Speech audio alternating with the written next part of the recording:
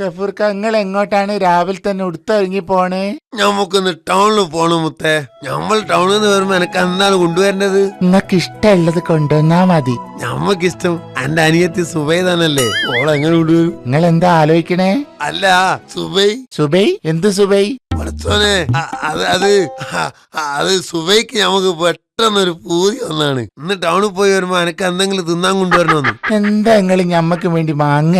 കോഴിക്കോടൻ അലുവ. അതൊന്നും വേണ്ടാന്ന്, നിങ്ങൾ ഈത്തപ്പഴം കൊണ്ടുവരി. ശരി, ഈത്തപ്പഴെങ്കിൽ ഈത്തപ്പഴം. ഈ നോക്കിക്കോ, 1 കിലോ ഈത്തപ്പഴം വാങ്ങി നമ്മൾ കൃത്യം വൈകുന്നേരം ഇവിടെ എത്തും. Tata Tata, bye bye.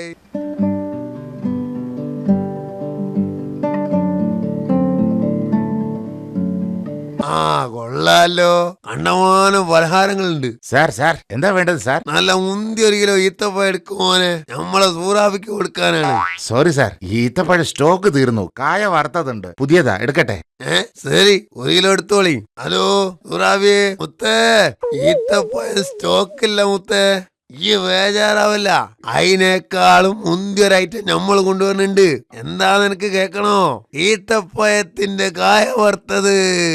സന്തോഷായില്ലേ സക്കറേ?